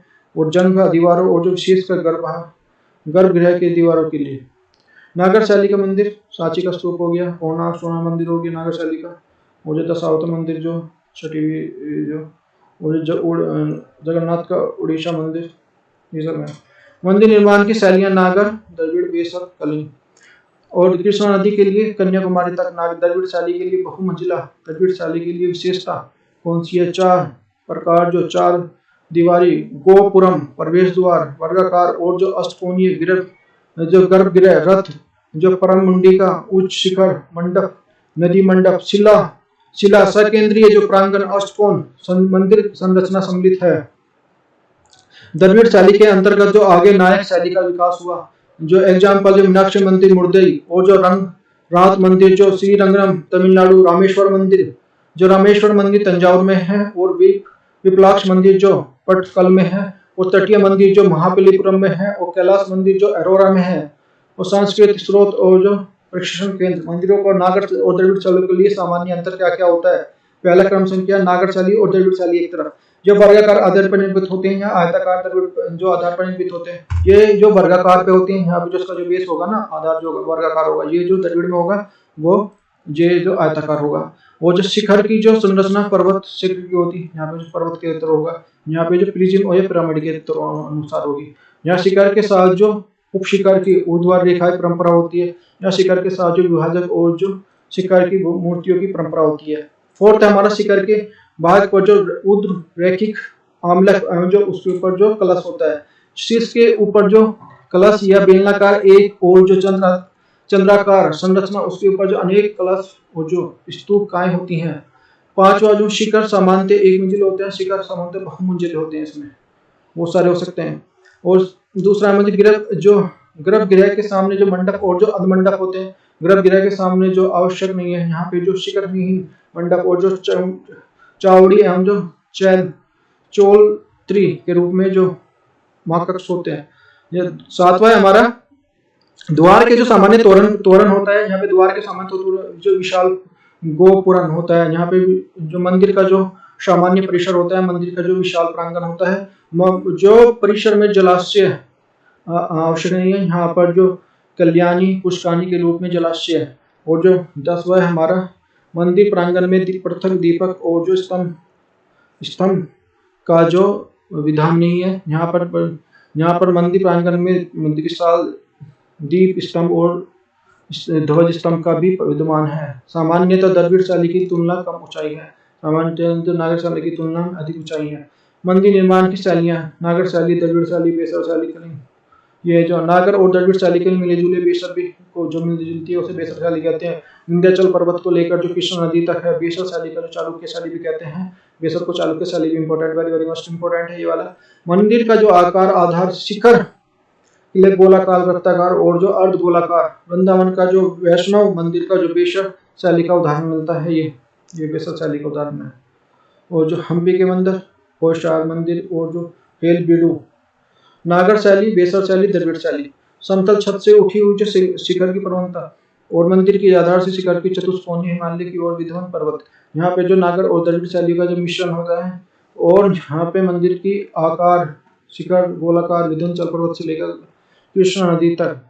और द्रविड़ शैली में जो महामंजिला मंदिर और यहाँ पे शिखर अपेक्षाकृत छोटा और जो कृष्णा नदी के ऊपर जो कन्याकुमारी तक देख सकते हैं। नागर शैली, द्रविड़ शैली, और ये हमारा कौन सा है जो होती है हमारी बेसर।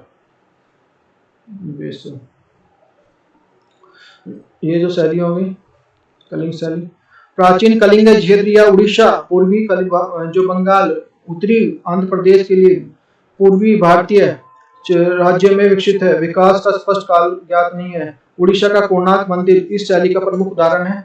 गुप्त कालीन स्थापित कला, गुप्त काल में देखते हैं 4वीं शताब्दी में जो आविर्भाव भारत का जो स्वर्णिम भाव युग कहा जाता है। यद्यपि जो गुप्त शासक जो बौद्ध, लेकिन जो मंदिरों में वास्तुकला उत्तरवर्ती गुप्त एवं काल के लिए हिंदू शास्त्रों से संरक्षित प्रसिद्ध हुई।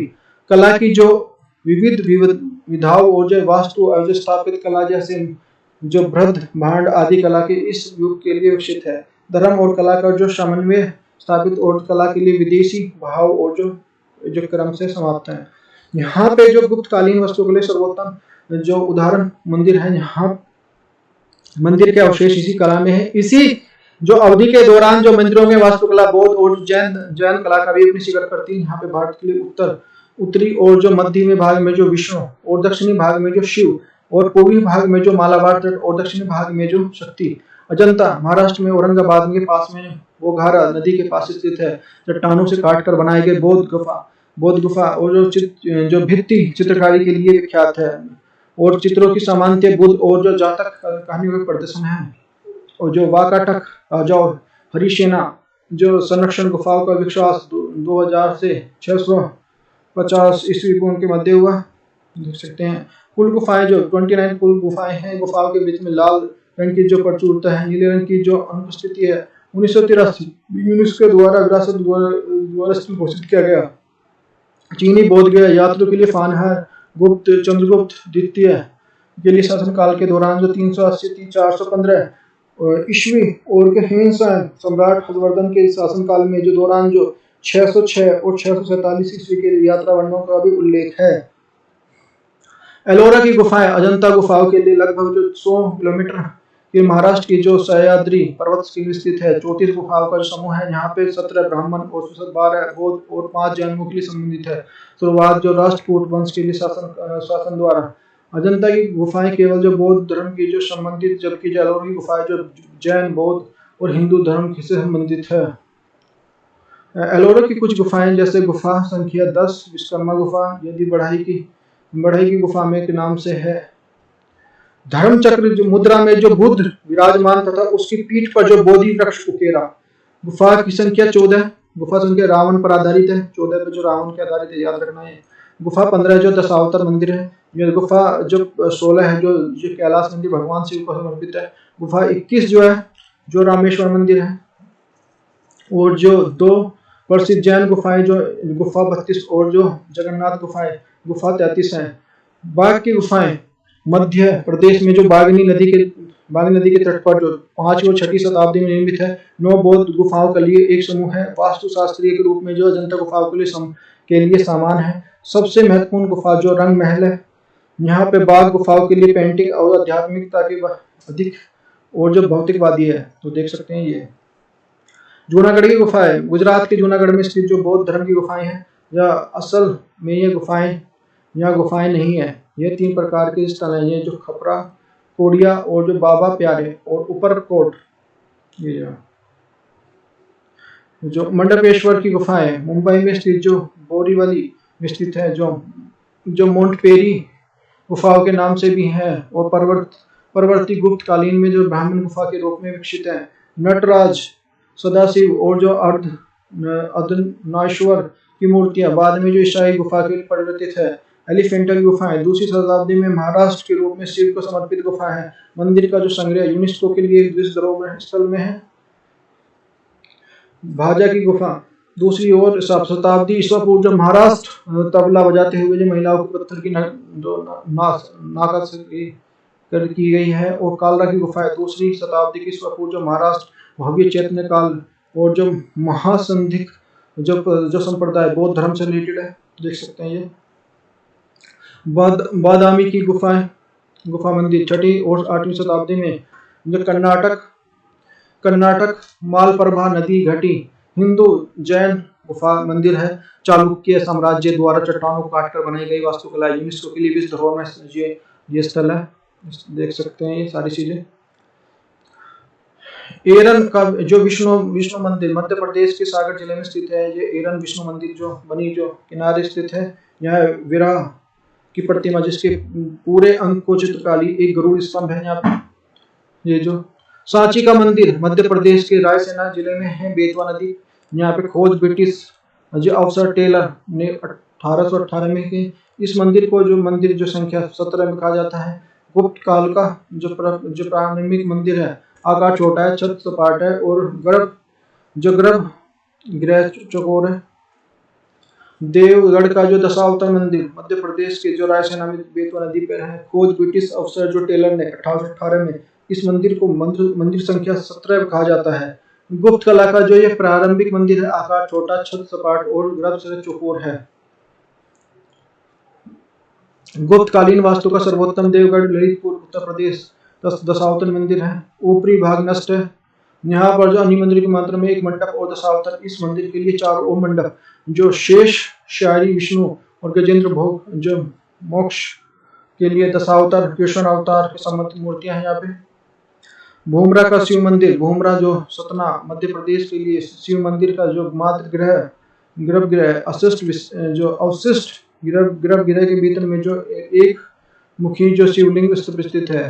प्रवेश द्वार पर जो महत्वाकांक्षी गंगा और जो क्रमवाहिनी यमुना के लिए आकृति अंकित है। गर्भगृह के समीक्ष जो मंडप और जो चतुष्कोणीय यहाँ पर जो प्रदक्षिणा पंथ है। तो ये देख सकते हैं भाई। फिर आता है हमारा चोल काल की स्थापित कला। तो चोल काल को देखेंगे फिर। तो एक चीज को यहाँ तक समझते हुए चलना है अच्छे से।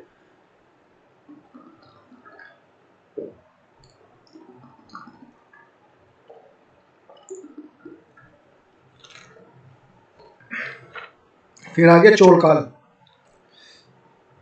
देखते हैं। गुप्त काल के बाद जो स्थापित कला का विशेष प्रमाण दक्षिण के चोलों के संदर्भ में है। वे गुप्त काल के जो प्रमाण मिलते हैं स्थापित कला का जो ये है चोल के अंदर। अन्य भागों में जो निश्चित रूप से जो स्थापित कला में प्रगति है। इसके बाद स्थापित कला में यहाँ पे व्यापक स्तर पर जो दिल्ली सल्तनत विशेषकर मुगल काल के लिए दोनों के लिए विदेशी वंशज हैं। चोलों ने द्रविड़ शैली को विकसित किया और जो उत्कर्ष तक पहुंचाया। राजा प्रथम द्वारा बनाया गया तंजौर में स्थित मंदिर है जो राजेश्वर मंदिर को कहा जाता है। यह द्रविड़ शैली का उत्कृष्ट नमूना है। इस काल के मंदिर का जो गोपुरम नामक विशाल प्रवेश द्वार का निर्माण होने लगा। जो प्रस्तर मूर्तियों के लिए मानवीकरण चोल मूर्तिकाल को दक्षिण भारतीय जो कला का महान देन है। चोल कांस्य मूर्तियों को जो नटराज की मूर्ति और सर्वोपरि है। दिल्ली सल्तनत काल के लिए स्थापित कला इंडो इस्लामिक स्थापित कला।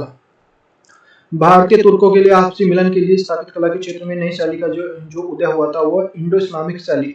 यहाँ पर जो विशिष्ट मेहराब और गुम्बद का प्रयोग किया जाने मेहराब और गुम्बद का प्रयोग किया जाने लगा। इस शिल्प का जो अरबों की रोम की जो ग्रहण किया था।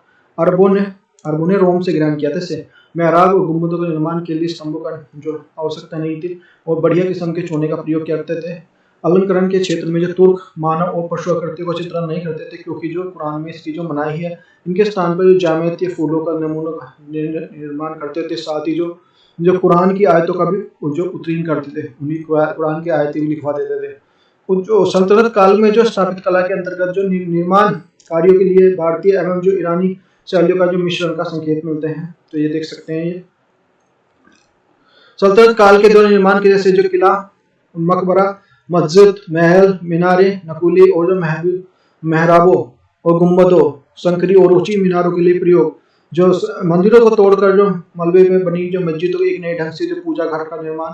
यहीं पे जो दिल्ली जो सल्तनत काल में सुल्तानों अमीरों और सूफी संतों के स्मरण में जो मकबरों का निर्माण के लिए परंपरा शुरुआत की गई और इमारतों की मजबूती हेतु पत्थर कंक्रीट और अच्छे किस्म के चूने का प्रयोग किया गया था। इसमें सल्तनत काल में इमारतों के लिए पहली बार जो वैज्ञानिक ढंग से जो मेहराब और गुम्बद का प्रयोग किया गया था। इसमें वैज्ञानिक ढंग से कालांतर में तुर्क सुल्तानों के लिए हिंदू राजा वस्तु जैसे जो कमल बेल और जो नमूने वास्तविक जो घंटियों का नमूने और कलश आदि का प्रयोग करने लगे। अलंकार संयुक्त रूप से जो सल्तनत काल में जो अरब वयस्क विधि कहा जाता है। मुगल कालीन स्थापित कला मुगल काल में कैसी थी? दिल्ली सल्तनत काल के लिए प्रचलित वास्तुकला भारतीय इस्लामिक शैली का जो विकसित मुगल काल में है। इसमें एशिया में इस्लामी और जो भारतीय कला का मिश्रण स्थापित और इसमें जो फारसी, तुर्की, गुजराती, बंगाली और जो गुजरात आदि स्थानों पर जो परंपरा मिश्रण है। इस प्रकार की पहल जो आकार और जो आकर अलंकार विविधता को प्रयोग जो निर्माण के लिए पत्थर का प्रयोग जो प्लास्टर का प्रयोग करता है। एक निर्माण के लिए घुमावदार, कोनदार एवं जो रंगीन मेहराब के लिए इस्तेमाल मुगल कालीन वास्तुकला की पहचान है। फुरदेर पत्थर, जो लाल मार्बल पत्थर का संगमरमर, तीनों का जो ये इस्तेमाल और वास्तुकला के क्षेत्र में पहली बार जो आकार का डिजाइन और विविधता का प्रयोग किया गया। निर्माण की सामग्री के रूप में पत्थर का प्रयोग किया गया। पत्थरों को काटकर फूल पत्ती, जो बेल बूटे, सफेद संगमरमर को जोड़ा गया। संगमरमर की जो जवाहरात की जो जड़ावट के लिए काल की एक विशेषता है। तो ये देखो इस तरह से बनाई गई थी ये सब। मुगल कालीन स्थापित कला में गुंबदों के कलश के सजाया जाता था। भवनों को निर्माण को बड़े पैमाने पर भवन निर्माण के लिए धर्मनिरपेक्षता दोनों प्रयोजन थे। यहाँ पर जो बलुआ पत्थरों संगमरमर का अधिक प्रयोग किया गया। शिल्पकारों को अपनी कला का अभिव्यक्ति करने का अवसर नहीं है। मुगल कालीन स्थापित कला के लिए स्वयं जो निरीक्षण किया गया। मुगल जो मकबरे मस्जिदों के लिए एकीकृत निर्माण और तो लोधी शासकों के लिए, किंतु जो एकीकरण कल पूर्ण मुगल काल में है। शाहजहां के काल में जो उभार वाले गुम्बद और जो अनेक स्तरों वाली जो मेहराबों का प्रयोग किया गया था। ये देखो ये गुम्बद हो गए, ये जो इस पर बन रहे हैं ये मेहराब।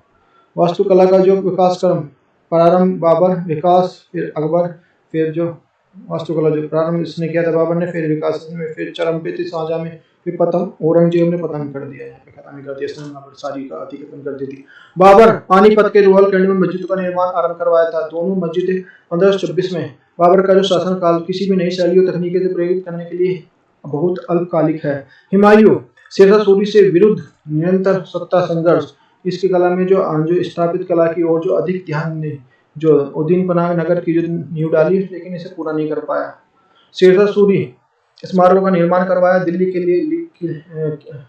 दिल्ली में किला ए कुन्हा पूरे किले का जो मस्जिद, जो पाकिस्तान में प्रसिद्ध जो रोहतास किले का निर्माण कराया। अपने शासनकाल में चिन्हित करने के लिए अफगान शैली में पटना में शेरशाह सूरी का मस्जिद का निर्माण कराया। एक प्राचीन मौर्य मार्ग का जो पुनः निर्माण विस्तार किया है। सड़क ए आजम जो आज जो ग्रैंड ट्रक रोड के नाम से जान सकते हैं उसको। अकबर द्वारा 1556 में दिल्ली की सत्ता ग्रहण करने के पश्चात मुगल कला का वास्तुकला का स्वर्ण युग कहा जा सकता है। अकबर की कला स्थापित कला के विकास में गहरी रुचि थी। निर्माण कार्यों के लिए विशेष ताकि लिए लाल पत्थरों का प्रयोग किया गया। टुडोर और चतुष्कोणीय मेहराबों का प्रयोग प्रचलन में तो स्थान पे ये जो है चतुष्कोणीय जो होते हैं, ये जो बन रहे हैं, ये जो आगरा का किला अकबर के शासनकाल में प्रारंभ किए गए निर्माणों के लिए से एक है। ये अन्य मुगल कारीगरों के द्वारा जो लिखित जो प्रमुख भवन शाहजहां द्वारा बनाई गई मोती मस्जिद, शाहजहां ने बनाई थी, मोती मस्जिद बनवाई थी। और जो शाहजहां द्वारा बनाई गई जो दीवाने आम, यह सार्वजनिक रूप से खोले दीवाने, ये दीवाने ए आम जो शाहजहां द्वारा बनाया गया दीवान एक खास निजी जो 10 के लिए होले। फतेहपुर सीकरी के लिए कुछ भवन जो अकबर के लिए बुलंद दरवाजा 1576 में गुजरात पर अकबर का विजय उत्सव मनाने के लिए लाल पत्थरों से 40 मीटर ऊंची भव्य संरचना है। विश्व का सबसे ऊंचा प्रवेश द्वार है ये, विश्व का सबसे ऊंचा प्रवेश द्वार 40 मीटर। ये देखो शेख सलीम चिश्ती का मकबरी 1581 में मकबरा जो ये बनवाया था जो अकबर ने सफेद संगमरमर की जाली का काम जो और दीवारों पर जो कुरान की जो आयतें भी अंकित हैं। ये जो शेख सलीम चिश्ती के मकबरे जो 25 आंगन, वह आंगन जहाँ पर जो अकबर शतरंज खेलता था। 25 आंगन।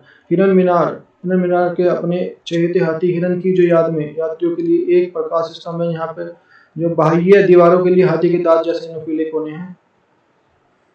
अकबर के वृंदावन में गोविंद देव का मंदिर भी बनवाया था, वृंदावन में अकबर ने। जहांगीर के शासन काल में वास्तुकला की जो अवनति, क्योंकि जो चित्रकला और कला के रूप में जो अधिक जो ध्यान जहांगीर ने शासन काल में दौरान में उसकी पत्नी नूरजहां कुछ प्रमुख निर्माण परियोजनाएं को, जैसे लाल बलवा पत्थर के स्थान पर जो शासन काल में दौरान सफेद संगमरमर प्रमुख सामग्री, कश्मीर में जो शालीमार बाग और लाहौर में मोती मस्जिद और जो एतमाद दौला के लिए मकबरा जो श्वेत जो संगमरमर से बना हुआ था, जो मुगल जो नूरजहां ने बनवाया था। शाहजहां के कुछ प्रमुख कार्य, ताजमहल निर्माण, बेगम अर्जद बानो बेगम या मुमताज महल की विशेष मूर्ति बनवाया था। इसमें जो अलंकार के लिए सुलेखन पितरा दूरा का काम किया गया। सुलेखन और पितरा दूरा का जो 4 होस्टिंग्स जो तकनीक, जो 4 जो भागशाली में उदयन और जो परिसर में पानी के लिए उपयोग से सहित जो मुगल साहित्य का जो इस कला में श्रेष्ठता है। जाली का काम बहुत सर्वश्रेष्ठ संगमरमर की नक्काशी कम बार वाली है, ये देख सकते हैं। दिल्ली का लाल किला, दिल्ली की जामा मस्जिद, जहांगीर के मकबरे का निर्माण उसके पुत्र जो शाहजहां द्वारा लाहौर में किया गया। औरंगजेब शासन काल में जो मुगल वास्तुकला की जो अवनति हुई, कट्टरवादिता होने के कारण नाते उसने कला में स्थापत्य कला के विकास कोई सक्रिय रुचि नहीं थी। तो